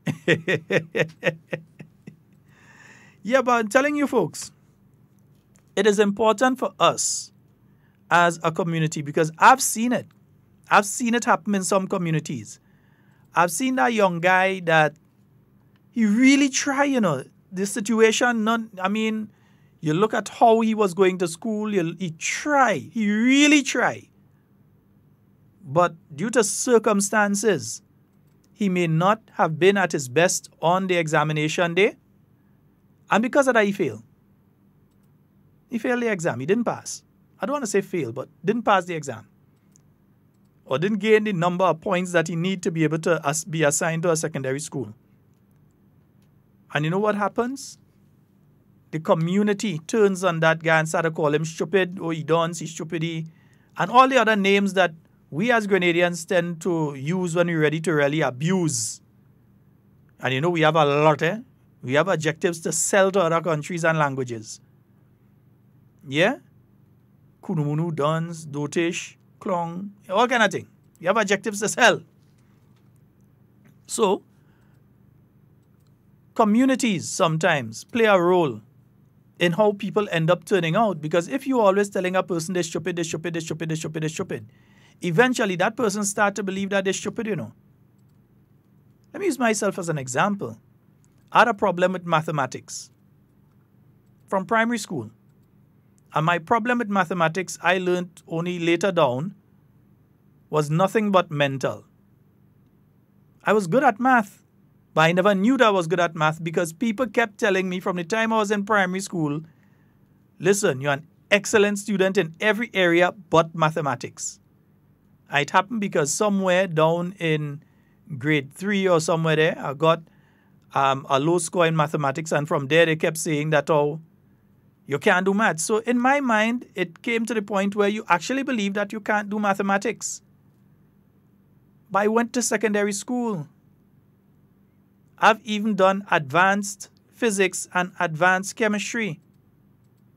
I've done advanced level geography as well. And if you give me an equation in physics or you give me an equation in chemistry to work out and tell you the weight of gas X, I can work it out in seconds and tell you what the result is, how much gas X weighs. People who do chemistry who know what I'm speaking about and physics and so on. Or to tell you the speed of an object as X weight going down an incline at this speed and so on. I could work that out for no problem. Because in my mind, it is not mathematics, it's physics. In my mind, it's not mathematics, it's chemistry. So, as a student, and you could go back in my records, it's there, my average in physics and chemistry never went down past 85. It's between 85 to the full 100 in physics and chemistry. But when it comes to mathematics, this score down there below 50%. I'm lucky if I make a 60-something percent. Only because others had been telling me all the time that you can't do math. Careful what you tell your children. Careful. Don't, because you see the girl low score in something, tell them they can't do it. Don't ever do that. As a parent and as a person who that happened to, I'm telling you, don't ever tell your children that. Don't tell them they can't. Tell them they can, they just need to work harder. Anytime you tell them they can't, you create a finality to the whole thing. I had to look at something else because I can't do that. You're damaging your children when you do that. Don't do that. Don't do that. I'm warning you all. Do not do that. Make sure that if they get a low grade, and the results will be coming out for class exams and so on for the different grades and so over the next few weeks. And then you have CXCs coming up. Don't ever tell your children they can't. Tell them they can. They just need to apply themselves more. Tell them they can. They just need to approach it differently. Tell them they can. The more you tell them they can't, you keep stopping them instead of giving them the impetus to move forward. Help them. Don't become an obstacle in their way. So those 147 students that were not successful today, while we celebrate the 1,808, I think it was, while we celebrate those, let me see, 1,799. While we celebrate that 1,799, let us remember the 147 students. And remember that there's a young lady right now. She had, I think it's 2 or 3 children. Yeah, young. 20s, 2 or 3 children. Fail common entrance the first time. In other words, everything that society tells you that can be put in place for her to be a failure was put in her way. And she's in the UK right now doing her master's. Don't look at them 147 children there. You might be breaking down a doctor by them passing and saying, look, that girl, stupid child there, he fail again. Or he fail. Why are you done so? Do not do those things. You're damaging the future of the nation. You're damaging the children. Don't do that. Tell them, listen, you ain't get through this time, but we know you're going to take them next year. Don't watch face. We're starting to work from now. It's a no vacation for you. Right now we're starting. We want to see your results. Where the areas you need to apply yourself more? Do we need to send you for some classes? Do we need to get somebody in the village who good in maths to help you? Somebody who good in English to help you? Come on. Don't just give up on them and go and play or run in your mouth on these 100 and... Yes, I'm glad, I'm happy for all the others. But as a parent and a human being, I feel it for the 147 that were not able to be placed in secondary schools today. How their little hearts may be hurting them this morning. How their parents may be feeling bad. Or some of them angry and they want to beat them and they vex and they want to lash them and spend all that money. And think money come, money go. Your children must grow. Warning all you. The parents of those children, even if one alone, hear me today and take the advice I'm saying. You're going to save your child's life. They were not able to be placed into a secondary school now. Start working on them. And you know, if you work on them and you work, there's nothing stopping them from graduating from the secondary school. As the valedictorian, the top in the school. Yeah, stop telling them they can't. Start telling them and make them know that they can. Not just telling them, make them know they can. Yeah? If it's one thing I say for the week, that I want all of you to take and run with it, is what I just say there. Don't tell your children they fail. Don't tell your children that they can't. Don't tell your children you can't do maths. You can't do English. You can't do science. You can. You just need to apply yourself. Folks, that's all the time we have for Hard Talk today. And whatever you say and do it safe and secure. I want to be speaking to and with you and not about you. I love each and every one of you. And I want to be seeing you all soon. All right? Nice. So we'll be back tomorrow with more Hard Talk for you. We'll be starting with the post-cabinet press briefing. And immediately after that, we'll be coming on with more Hard Talk for you. That's all the time we have for today. Love you all. The new National Party, NNP UTOM, in association with WeiVybz, presents a pre-Fisherman's Birthday Bingo. On Saturday, 22nd June, the Victoria Park in Grenville, starting time 7 p.m. It's $50,000 in cash and prizes to be won. $50,000 in cash and prizes. Tickets cost $40 for one. Pay $70 and we give you 2 tickets. Music by DJ Chemist. Make it a date. Saturday, 22nd June, Victoria Park, Grenville. $50,000 free Fisherman Birthday Bingo. Don't you dare miss this.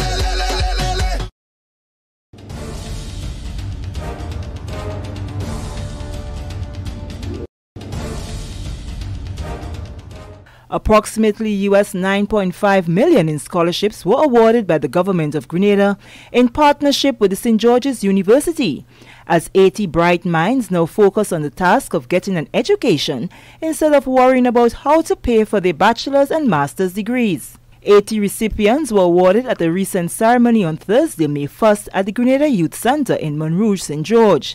These awards were for island scholarships and scholarships to various programs at the St. George's University, SGU. Annette Moore has the details. Approximately US $9.5 million in scholarships were awarded by the government of Grenada in partnership with the St. George's University to 80 ambitious young people who can now focus on the task of getting an education instead of worrying about how to pay for their various degree programs. My name is Samit Mitchell. I'm pursuing a bachelor's degree in the field of sociology, and the award I received today is full scholarship to further my education. My name is Kelly Kellis. I was a recipient of an award to pursue medicine at the St. George's University that commenced actually in January of 2019. Coming from poor, humble beginnings like myself, there is no way myself or my family could have assisted me in financing a medical degree.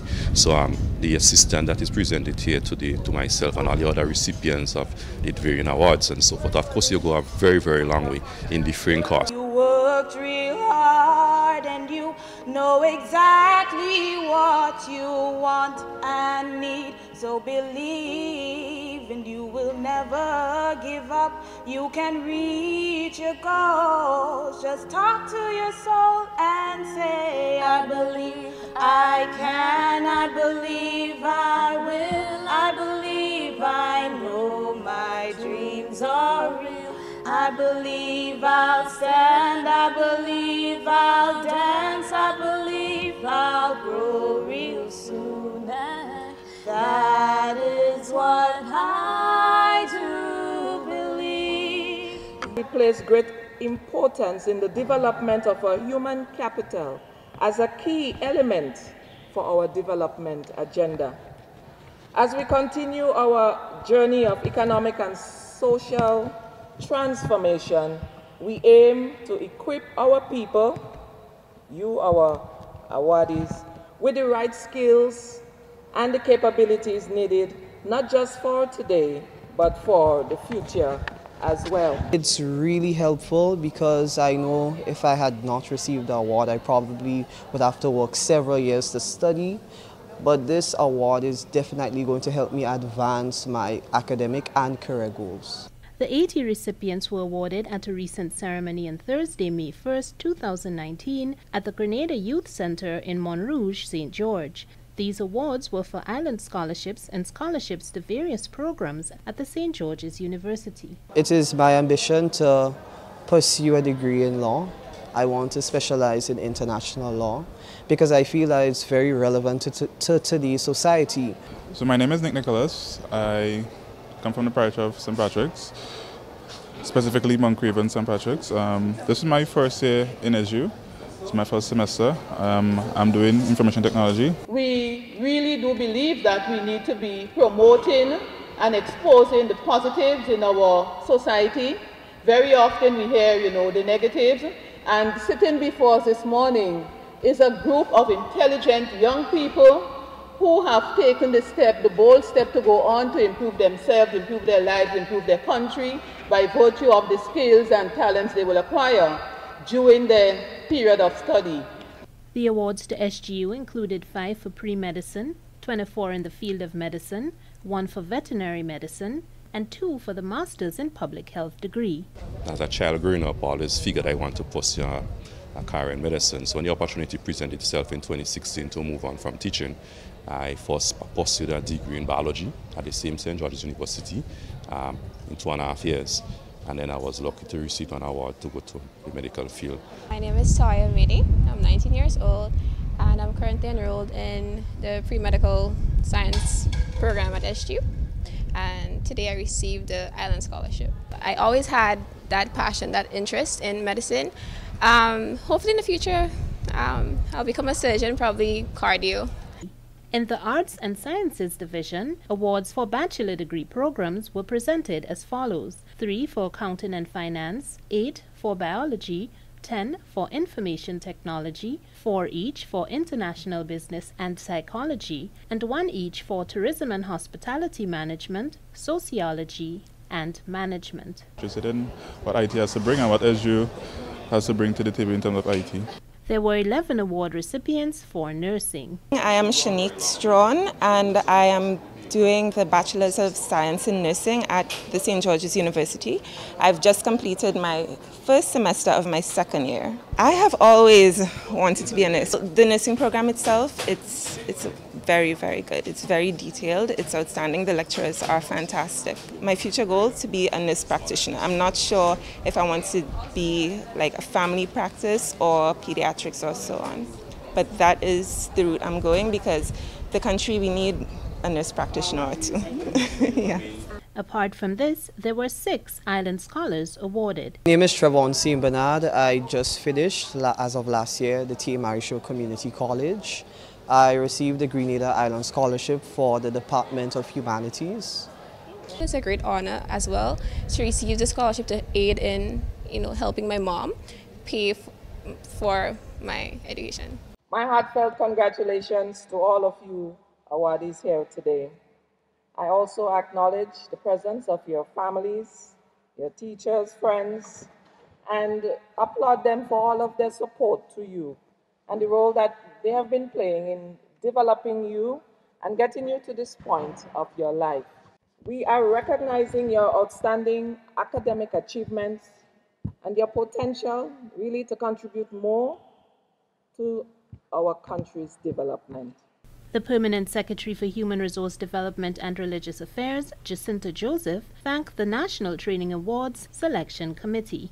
Mrs. Antoine and David Antoine, Chair, Mr. Vicar Ashby, Deputy Chair, and other members of the National Training Awards Selection Committee, a hearty welcome to you. It is always good to have you here with us to witness the presentation of the awards to the students who you have found to be most eligible. Both the Permanent Secretary and the Minister with responsibility for tertiary education, human resource development and education outreach, Honorable Pamela Moses, extended appreciation to the St. George's University. On behalf of the government and the people of Grenada, I extend grateful thanks and appreciation to St. George's University for the long and enduring partnership that they've had with our government, the government of Grenada. And through these awards and other initiatives of theirs, they have contributed significantly to our development agenda. The minister also congratulated recipients and outlined an additional scholarship award requirement. We will formalize a structure whereby you'll be called to undertake community service type activities during the school summer vacation as a way of giving back in small measure to all the millions of dollars that has been invested in you. The activity undertaken by you can be of your choice somewhat, that benefits not just you, but the wider community. I made sure I had to do my absolute best to keep my GPA above a certain standard in order to apply and get through with the scholarship. And with this scholarship now I know I'm bound to the government for a few years, which is good because I want to give back. I'm just too grateful for the government of Grenada for seeing it fit to bestow such on us as recipients today. It was a happy moment because for me it takes away a big burden off my back because I'm a mother of 3 children and studying at this time will be very difficult if you don't have the finance, so I'm very grateful. From the Ministry of Education, Human Resource Development and Religious Affairs, we wish you all the best in your journey to be great leaders of this country. And we look forward to you serving this nation at the end of it all with pride. I always see myself as someone who likes to give back to humanity, and I would have done so while I was a teacher, but I wanted another avenue in which I can do the same thing, but in a different way in terms of helping to save lives and to restore health to people. The government contributing to this is just huge. It's very much appreciated. Just really hoping to pay back, you know, for the investment they made in me. If my mom and dad is watching, I guess you guys are proud now. I'm on TV. To people and mainly young people out there, sometimes the road to success is not easy. You will encounter a lot of bumps along the way, but I will say to you, never give up on your dreams. Go hard, go after it. For State of Affairs, I'm Annette Moore.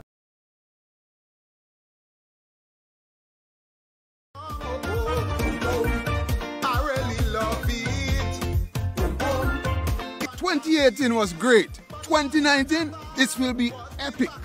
This is me, Scholar, 2018 Calypso Monarch of Grenada, and I'm inviting one and all to come down to Grenada for Spice Mass, the greatest, biggest festival in all of the world. I'm inviting you to the Mardi Gras, where I will be chasing after history. This year, the Mardi Gras, this will be the greatest Mardi Gras of all the Mardi Gras. All the bards will be coming. I want to tell Mr. Killer, come over, the message to lava, come over. Man, if you want to win the monarchy, do head reduction surgery. The talk going around the tongue, your head too big for the crown. So listen to what I say. Forget Maurice CJ. So what are you waiting for? Just book your ticket and come down. Last carnival was real bacchanal, and this year going to be the mother of all. The boom boom going to ring, artists going to sing. Pam pam. Big up for Simon, boom boom, for his contribution.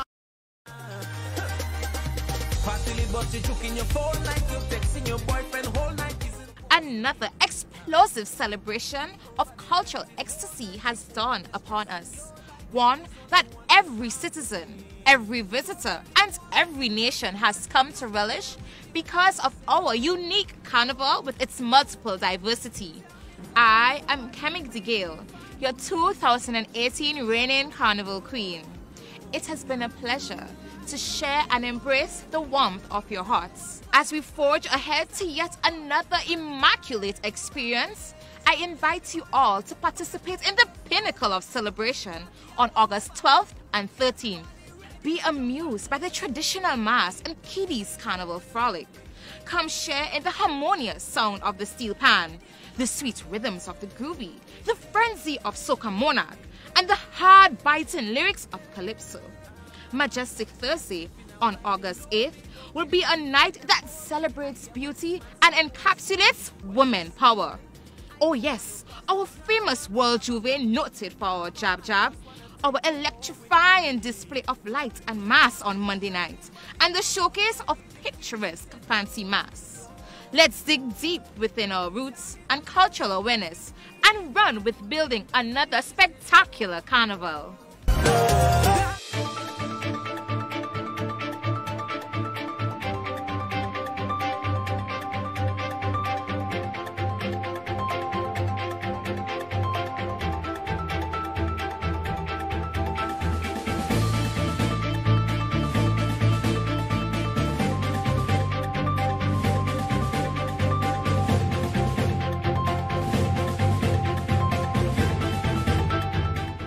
Spice Mask Corporation to pay out $345,000 in subvention.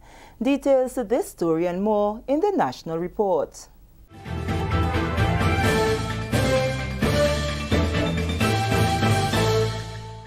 Welcome back. With the details to the news for Friday, June 14th, I am Sherian Noel. The Spice Mask Corporation will distribute $345,000 in subvention among the various stakeholders of Carnival who have registered with the SMC to participate in the 2019 festival.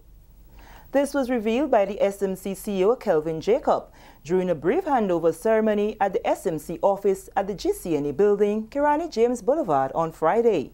Calypso, Mass, Queen contestants, Tilpan, and our parish committees. This evening, however, we will be paying subventions to two groups of these stakeholders, and we will be paying the parish committees this evening and also the mass bands who have registered for competition thus far. So not all mass bands have registered as yet, so this evening, the payout this evening will be for mass bands that have registered so far, and that's traditional and fancy mass bands. So they will receive their checks this evening. And the purpose of subvention is to help these entities prepare for the carnival season. So to help them with their costumes, to help them with their craft, to help the tents in their setting up and their management, their getting their songs and etc. together. So it's a help that SMC is giving through the government of Grenada. Jacob says the total budgeted amount, mass bands will receive $50,000 and the parish committees $25,000. The SMC CEO also used the opportunity to address the issue of the increase in registration fees for the participating stakeholders in 2019, saying it is basically warranted at this time. We realize that over the years, the registration fees have been very low compared to the prices that SMC pays off. SMC has a lot of expenses, as you will know. Year after year, we hear about the debt of SMC. And these registration fees, it doesn't go back into building, fixing roads. It doesn't go back into the pocket of SMC staff, etc. It goes right back into spending on the artists, administrative costs, etc. Public and private sector stakeholders have concluded a 3-day workshop on international standards on combating money laundering and the financing of terrorism as Grenada prepares for another round of mutual evaluation. The Caribbean Financial Action Task Force, CFATF, mutual evaluation of Grenada will be conducted in June 2020. Ms. Joanne Daniel, Deputy Executive Director of the Caribbean Financial Action Task Force Secretariat, says the training was designed to assist Grenada authorities and stakeholders in their strategies for anti-money laundering and countering of terrorism financing. The mutual evaluation assessment on site will take place in June of 2020. At that assessment and following that assessment, a report will be done which will be reviewed and adopted subsequently by the global network. So this is a report that says this is the strength of Grenada's anti-money laundering, counter-financing of terrorism and counter-financing of proliferation framework. Should the assessment not be one in a favorable outcome for Grenada, it has dire effects for the Grenadian economy and for the country as a whole. So at the end of the day, the Secretariat really invested the time here to ensure that all stakeholders are aware of the critical importance of a coordinated, cooperative approach in preparation for this assessment, and that at the end of the day, Grenada comes out with a positive and favorable assessment of its AML-CFT framework. The FATF recommendations are the internationally endorsed global standards against money laundering and terrorist financing, which increases transparency and enable countries to successfully take action against any illicit use of their financial systems. Carleen Delfish, Senior Compliance Officer at the Grenada Cooperative Bank Limited, says the training has further enlightened them on the expectations relating to combating money laundering and terrorist financing. My role now is to go back to my organization, review the 40 recommendations, yes, ensure that our policies and procedures are in alignment with the 40 recommendations. I'm not saying that it is not, but just coming out of this workshop, conducting a review of our policies just to ensure that we are in alignment with what is expected internationally, and also to ensure that staff understands, what are the expectations. So if it's a situation whereby we would need to do further training, that will be done, and so that we remain compliant with what is expected. The Honorable Emmeline Pay has been appointed acting Prime Minister in the absence of Dr. the Right Honorable Keith Mitchell. Minister Pay will act in the capacity of Prime Minister until June 15, 2019, when Dr. Mitchell returns to the state. This is a national report. More news after the break. Every summer, the Spice Island of Grenada is transformed into the Caribbean's biggest party, Spice Man. Coming down to Grenada. Come experience the warmth of our people, trending theme fats, the revelry, the pageantry, and why we are the Jab Nation. The Kids Our Future shines on August 3rd in the Children's Carnival Frolic and the Junior Calypso Show. 7 beauties take center stage as the Queen of Carnival is crowned on majestic Thursday, August 8th. The prestigious Soca and Groovy Monarchs are crowned on Carnival Friday night, August 9th. Enjoy the pulsating rhythms of the Still Pan at the Junior and the Senior Panorama on Carnival Saturday, August 10th, and Real Steel, August 17th. The March Gras crowns the Calypso Monarch on Carnival Sunday, August 11th.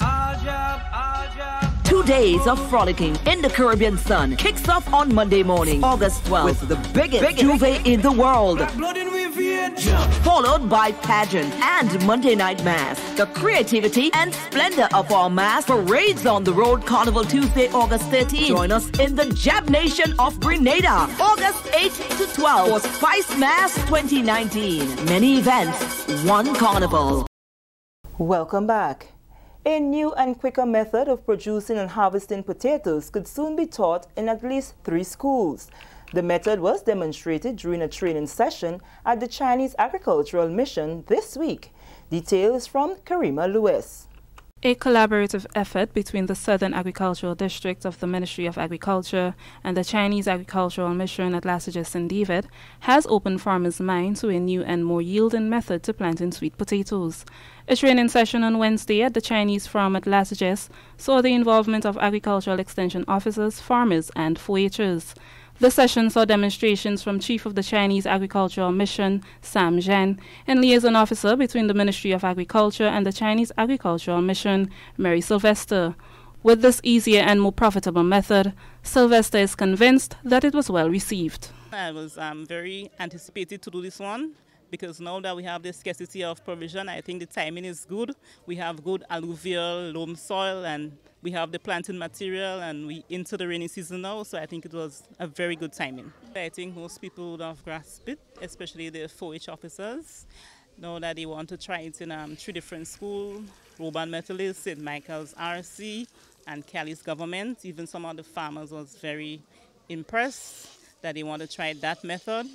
It's a quick method, the Chinese method, that you could use for harvesting or selected harvesting in a short time, 2 months rather than 3 months. Chief Extension Officer within the Ministry of Agriculture, Randolph Shears, is encouraged by this new technique and is hopeful that it will be applied by farmers. We are hoping that coming from this session today, that our farmers are going to try the new technique, compare it with how they normally plant, and at the end of it, they will do their own evaluation.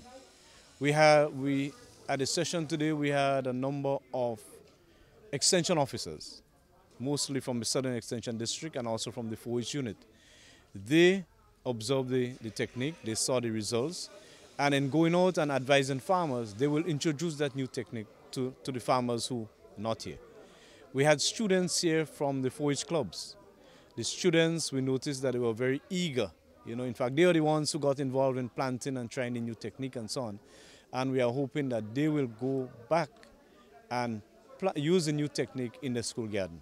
Retired employee with the Ministry of Agriculture and longtime farmer Gregory Hagley commended the ministry on such an initiative and relayed his excitement towards applying the method learned during the session.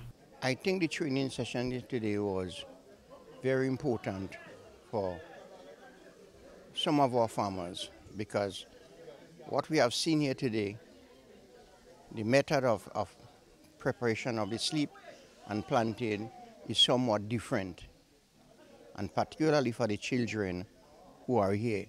You know, if we're looking at them as the children and farmers of tomorrow, it is important that you start now with them.